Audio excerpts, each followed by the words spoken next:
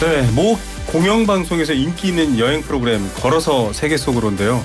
YTN 라디오에도 있습니다. 생생플러스 들어서 세계 경제 속으로입니다. 이분들의 얘기 들으면 정말 세계 여행하듯이 세계 경제가 이런 상황으로 이 방향으로 움직이고 있구나 알 수 있습니다. 김배우 세한대 특임교수 나오셨습니다. 어서 오십시오. 네, 반갑습니다. 네, 차영주 YG경제연구소장 나오셨습니다. 어서 오십시오. 예, 안녕하십니까. 네, 두 분의 글로벌 경제 가이드와 함께 지금 상황이 좋지는 않은데요. 꼭 다크 투어 같습니다. 글로벌 경제 상황 얘기해야 될 것 같습니다. 먼저 중동 이스라엘 상황부터 봐야 되는데 아직 최종적으로 뭐 전면적인 성격의 지상군 투입 공격인지는 확인이 더 돼야 됩니다만 이스라엘군 라디오에 의하면 이스라엘 지상군이 탱크와 상당수의 병력으로 좀 비교적 센 공격을 했다 이렇게 표현해서 좀 이상하긴 합니다. 그래서 지금 우리가 알고 있는 확대되지 않길 바라는 전황 중동 상황과는 다르게 가고 있지 않나 이런 고민이에요. 차 소장님도 관련 뉴스 좀 보셨나요?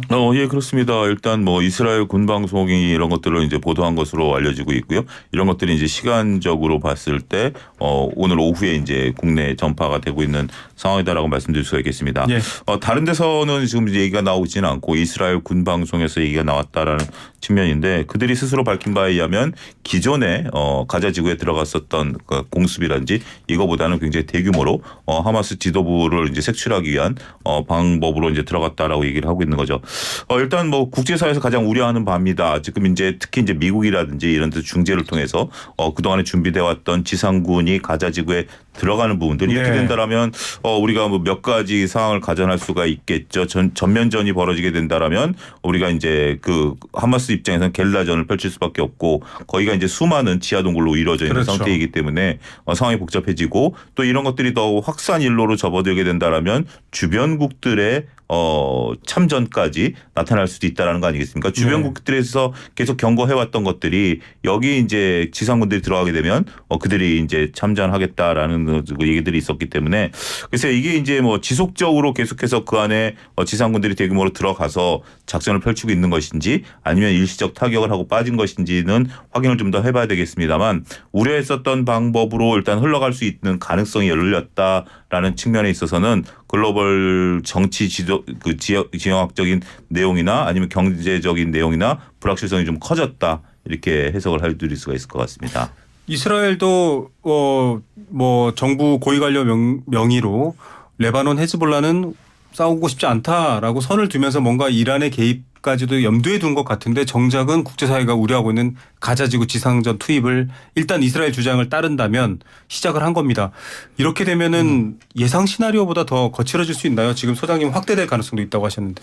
예, 지금 이스라엘의 가자지구 지상군 투입은 불가피할 것으로 보입니다. 불가피하다는 얘기는 이스라엘 입장에서 볼 때요. 현재 지금 네타냐후 총리가 국민들 TV 특별 연설을 해서 지상전 벌이겠다. 네. 모두 다 전투를 준비하라. 또 하마스는 죽은 목숨이다. 이렇게 불과 7시간 전에도 그런 얘기를 했는데요. 그렇죠. 구조적으로 볼 때도요. 이스라엘이 먼저 공격을 당했는데 그만 별일 없던 거로 넘어간다. 이스라엘의 그동안의 패턴으로 봐서는 있을 수 없는 일입니다. 네. 그렇기 때문에 만약에 그냥 넘어간다면은 그런 로켓 공격 5,000발도 이스라엘이 용인한다는 잘못된 시그널을 줄 수 있기 때문에 그래서 계속 공격이 될 것이라는 그런 우려 때문이라도 공격을 할 것이고 이번 기회에 오히려 네타냐후 정부는 하마스를 발본색원 해보자. 그래서 뭐 전면전은 불가피한데 전면전이 왜 그동안에 늦어지고 있느냐. 이것은 이스라엘이 어떤 하마스에 대한 연정이나 동정 어떤 민간인에 대한 피해를 우려했다기보다는요. 지금 인질이 200여 명이 잡혀 있습니다. 그런데 그동안 이스라엘 인질보다도 미국 인질이나 주변 강대국 인질들이 더 많아요. 그렇죠. 그래서 각 강대국에서 인질 협상 좀 하자. 인질은 살려야 될 것이 아니냐. 그러다 보니까 좀 투입이 늦어지는 건데요. 투입은 뭐 아주 가능성이 높다. 그리고 투입이 됐을 경우에 이제 헤즈볼라라든지 바로 옆에 시리아에 같은 경우에도 지금 그 긴장이 고조되고 있는데 그쪽도 하마스 사람들이 많이 나가 있고 또 그동안에 동맹관계를 맺어왔기 때문에 치고 나올 가능성이 있고 특히 이란이 개입한다면 네. 이것은 전면전으로 중동 전면전으로 확전될 가능성이 있다 이렇게 볼 수 있겠습니다. 네, 미국도 지금 항공모함을 보내고 있는 상황이고 이게 전쟁이 커지면 제일 걱정되는 거는 물론 인명피해입니다. 더 이상의 어린아이나 무고한 희생이 없어야 된다는 게 첫 번째고 두 번째로는 경제적인 영향을 생각하지 않을 수가 없는데요. 유가는 아직 그래도 생각보다 우려는 안 됩니다만 만약에 이란까지 말려 들어가는 상황이라고 한다면 호르무즈 해협도 언제 봉쇄될지도 알 수 없는 상황이고요. 그런 상황이 됐을 때 유가는 많은 분들은 뭐 휘발유 넣으러 갔다가 리터당 5,000원 이럴 수도 있다 이렇게까지 얘기하더라고요. 어떻게 보십니까? 그만큼 올라갈 수 있을까요? 뭐 극단적으로 가정하면 뭐 가능성이 없다라고 얘기하기는 어렵겠죠. 그런데 몇 가지 전제 조건이 있어야 된다라는 거죠. 네. 그 전제 조건이 그 5,000원까지 갈 가능성에 있어서의 가능성을 놓고 본다라면 지금은 너무 섣부른 기회에 불과할 수도 있다라고 말씀드릴 수가 있겠죠. 교수님도 말씀하셨습니다만 이란 말씀을 제일 뒤에 하셨습니다. 그러니까 결국 이란이 참여하게 되면 네. 제5차 중동 전쟁이 된다라는 거고 5차 중동 전쟁이 벌어진다 하더라도 이란이 지금 이제 호르무즈 해협을 봉쇄해야 된다라는 거죠. 네. 5차까지 가는 것도 지금 현재로서는 우리가 확실하진 굉장히 않은데. 먼 미래인데 네. 그런 상태에서 이란이 석유를 무기화하겠다? 이건 미국과 싸우겠다는 얘기거든요. 네. 그런데 중동 내에서 해결해버리게 된다라면 유가가 그렇게까지는 못 올라가겠죠. 네. 그렇지만 가능성이다라는 거지만 아직까지는 그 가능성의 퍼센테이지를 따지면 그렇게 높은 수치는 아니다. 이렇게 봐야 될 것 같습니다. 계속 이런 부분에 리스크가 오겠죠, 교수님. 우리가 중동에서 사건이 터지면 가장 걱정을 하는 게 오일 쇼크입니다. 네. 여러 번 그 악몽이 있었죠. 경제학에서는 2번 정도를 여러 가지 전형적인 오일 쇼크로 보고 있는데요. 그중에서 첫 번째가 1973년 10월 달 이후에 이른바 터진 4차 중동전. 네. 그때 그 4차 중동전이라는 건 사실 1967년에 터진 3차 중동전에서 네. 이스라엘이 중동 땅을 많이 뺐었거든요. 예. 그것을 중동 국가들이 연합해서 탈환하는 작전이었습니다. 네. 그런데 그것을 미국의 반대로 미국이 이스라엘, 영국과 미국이 이스라엘을 도와주는 바람에 뜻을 이루지 못했어요. 아랍이. 네. 땅을 못 찾게 되니까 아랍이 뭉쳐서 석유 감산을 하자. 네. 사우디 야마니 석유상이 감산을 제한하면서 국제 유가가 4배 5배까지 오르면서 오일 쇼크가 왔는데요. 그때하고 지금 비교해 보면요. 지금 이스라엘이나 그 하마스는 산유국이 아닙니다. 네. 이란은 이미 제재를 받아가지고 지금 생산해서 파는 게 별로 없어요. 네. 그러니까 직접적인 오일 쇼크가 올 가능성은 희박하거든요. 예. 문제는 최악의 경우에 호르무즈 해협에서 이란이 유조선을 때린다든지 했을 때 터질 수가 있는 건데 그러니까 4차 중동전 당시에는 전 아랍이 하나로 뭉쳐서 이스라엘 공격한 데 반해서 지금은 이란 시아파 쪽만 지금 공격을 하고 있기 때문에 네. 돌발적인 상황이 생기지 않는다면 현재로서는 확정 가능성은 굉장히 적습니다. 그러나 뱅크 오브 아메리카 은행 같은 데서는 가뜩이나 우크라이나 전쟁 때문에 지금 심리적으로 많이 위축돼 있는 상황에서 최악의 상황도 준비해야 된다. 그래서 250달러까지 오를 수 있다라는 지금 보고서를 네. 내놨는데요. 250달러라고 그러면 지금 현재 유가가 80에서 그 정도입니다. 90달러 선이니까 거의 뭐 4배 이상 네 올라가는 이상 것이죠. 그것은 마치 중동전 1차 중동전이나 1차 오일 쇼크나 2차 오일 때 올라갔던 상승폭하고 비슷하거든요. 네. 그런 면에서 만사 불효턴틴이라고 우리가 대비는 하고 있어야 될 것으로 보입니다. 네. 자, 이들이 이 전 세계는 석유를 씁니다. 이걸 총알과 미사일 대신 무기로 쓸 것인지 아닌지는 교수님 분석처럼 쉬운 상황은 아닙니다. 과거와는 똑같지 않기 때문에. 다만 불이 어떻게 옮겨붙을지는 알 수 없는 상황입니다. 좀 저는 뭐 이런 것들에 대한 걱정을 하다가 어느 날 문득 그 생각이 들더라고요. 아이들이 그렇게 많이 죽어나가고 있는데 기름값 걱정을 물론 기름값 걱정도 우리도 살아야 되니까 해야 됩니다만 제발 좀 빨리 거기에서 이 아이들 몸에다가 매직으로 이렇게 이름을 써놓는다고 하더라고요. 어제 오프닝에서 얘기를 했는데 시신을 찾으려면 이름을 알아야 되니까 그래서 그것도 좀 참 빨리 이 포화가 멈췄으면 하는 바람입니다. 다음 소식으로 넘어가 보겠습니다. 뭐 전쟁도 걱정인데 요즘 미국 경제계의 입만 바라보고 있습니다. 또 미국 국채 금리만 바라보고 있습니다. 여기에 따라서 한국 증시도 그렇고 여러 가지가 출렁출렁거리는데 미국 채권 금리는 교수님 모르겠습니다. 이제 도저히 이게 오르락 내리락이라는 표현도 쓰고요. 지금도 올라갔다 내려갔다 뭐 좀 풀렸다 괜찮다 채권 이득 다 누구였죠? 채권을 어느 정도 했을까 뭐 리틀 버핏이라고 말하는 분은 이제 끝났어 재미 다 본 것 같아라고도 말했었는데 어느 날 또다시 올라가서 증시는 또 허덕이고 있거든요. 예. 어떻게 되는 겁니까? 경제가 이렇게 급격히 변화할 때는요.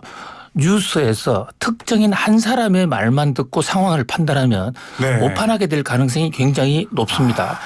그래서 좀 종합적으로 거시적으로 볼 그럴 필요성이 굉장히 높다 이렇게 보는데요. 큰 관점에서 보면 국채 금리는 떨어지지 않았고 계속해서 상승세입니다. 네. 지금 10년물 기준으로 보면 5%를 여러 번 장중에 몇 번 넘었고 지금 현 상황에도 4.9595 네. 거의 5%에 육박하고 있거든요. 금리가 5%라는 것은 상당히 높은 금리예요. 그렇죠.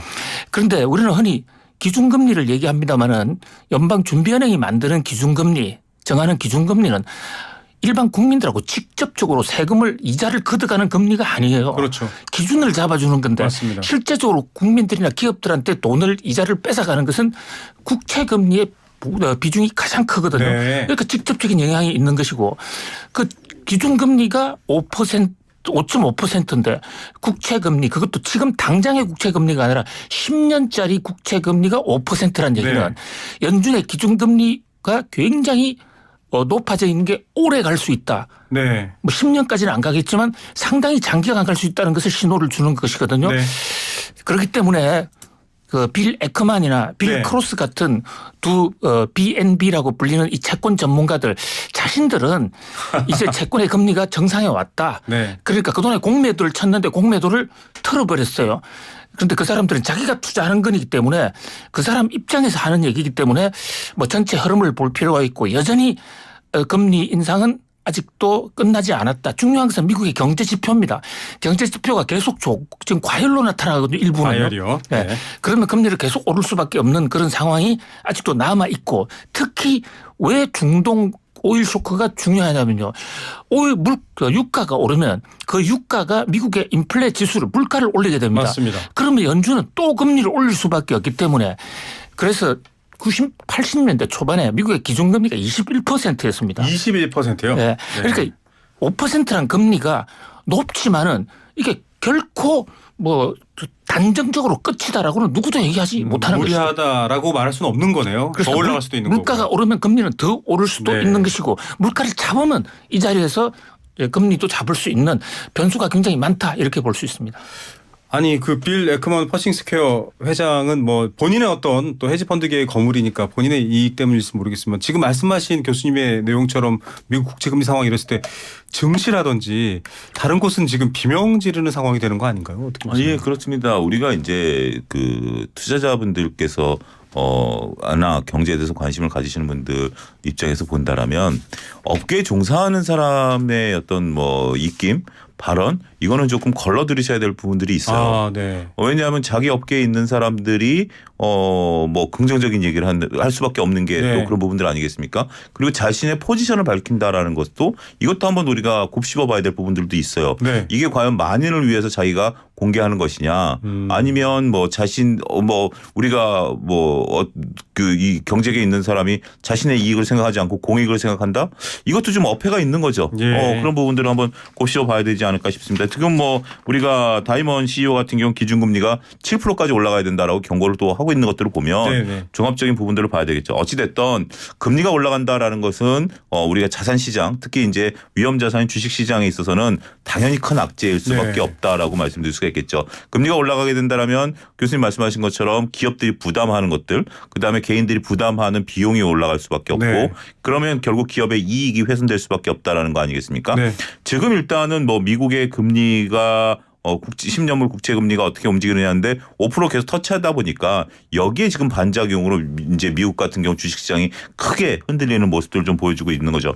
한편으로는 금리가 떨어진다라는 것은 역설적으로 얘기하면 이 빌 에크먼이나 크로스가 얘기하는 것은 경기가 침체될 것이다라고 또 얘기를 하고 네. 있는 부분들도 있어요. 그래서 지금은 이게 다 양날의 칼이다라고 말씀드릴 수가 있겠습니다. 금리가 올라가는 자체도 추가적으로 금리를 올림으로써 기업의 이익이 훼손되는 부분들이고 만약에 금리가 떨어진다라는 것은 긍정적인 요소보다는 경기가 하락하기 때문에 떨어지는 부분들이 될 수 있다라고 볼 수 있는 거기 때문에 단순하게 수급상에 있어서 지금 뭐 공매도를 청산했다 뭐 이런 논리보다는 지금 5%대에서 과연 한 단계 더 레벨업하느냐, 네. 아니면 5%에서 머물다가 떨어지느냐, 이 두 신호는 일단 다 그 주식시장에 있어서는 호재로 작용할 수 있는 부분들은 없다. 네. 각각 해석하기 나름에 따라서 지금은 여기 굉장히 민감도가 높아졌고 이것의 움직임이 만약에 금리가 올라가면 올라가는 대로 부담, 떨어지면 경기 침체에 대한 우려감에 대한 부담, 네. 이런 것들이 현재로서는 다 악재로 작용할 수밖에 없는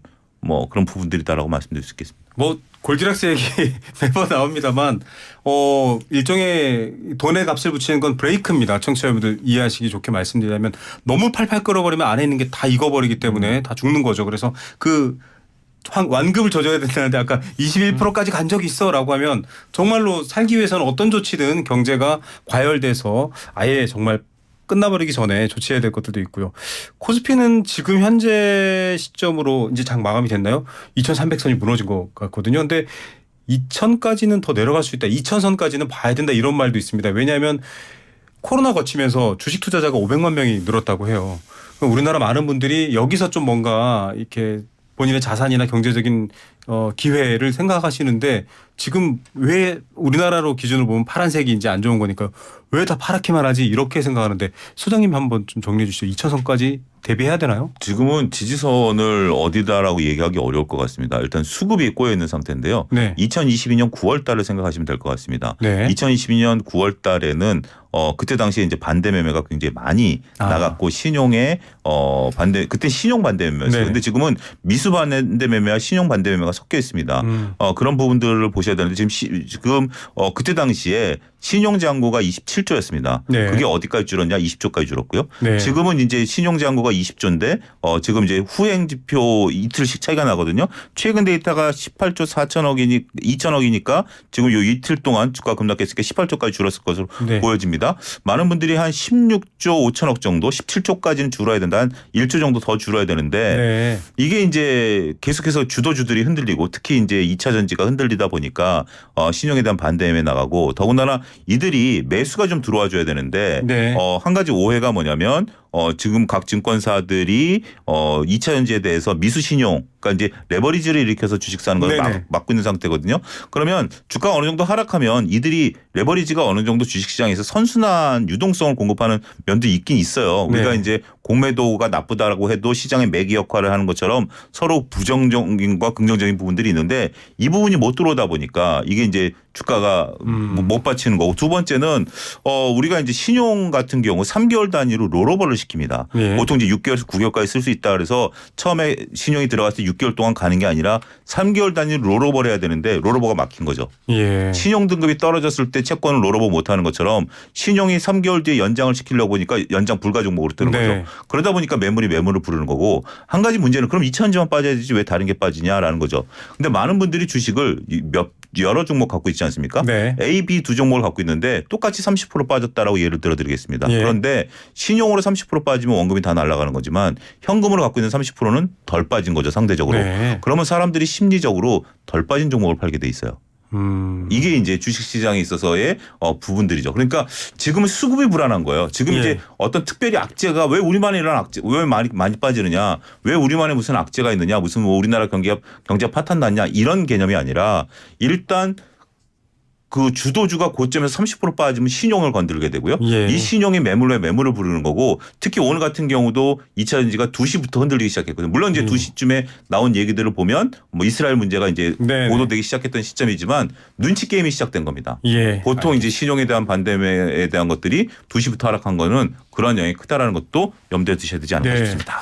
워낙에 또 주식 일당 강사 같이 네.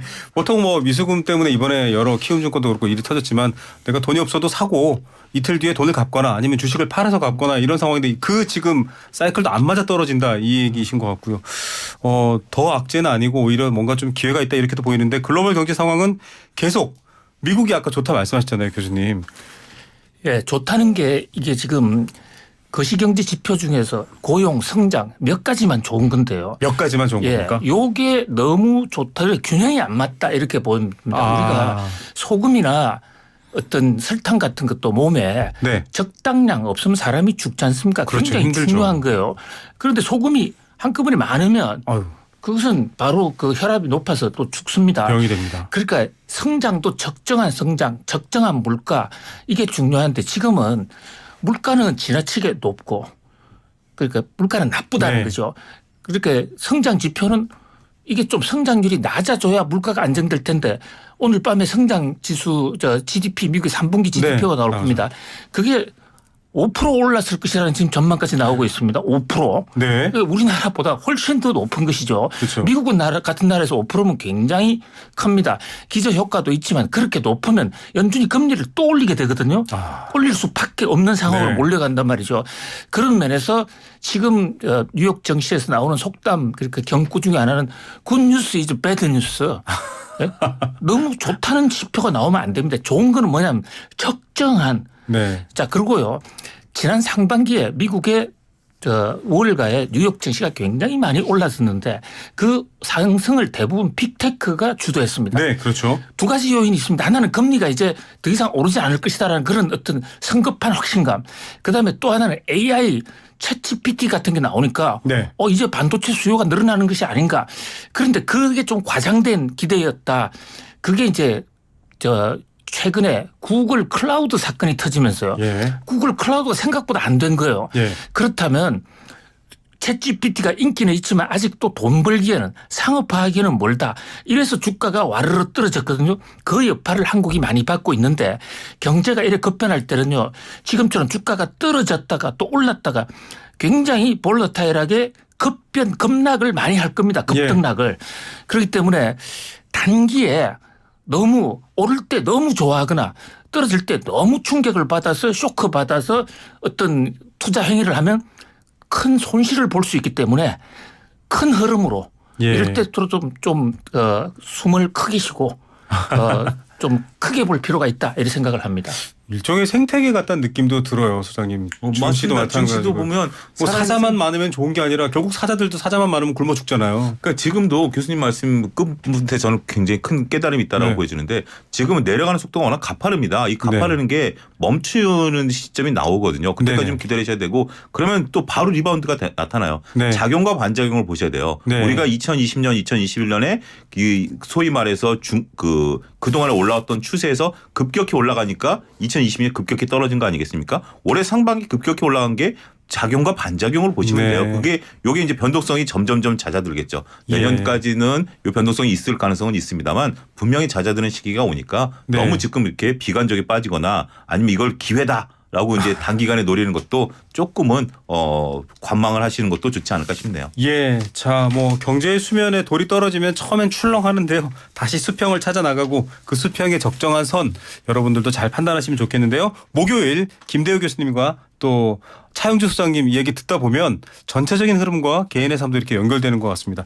늘 시간이 더 많았으면 좋겠다라는 바람으로 아쉽게 여기서 마무리해야 될 것 같습니다. 오늘 두 분 말씀 여기까지 듣겠습니다. 감사합니다. 감사합니다.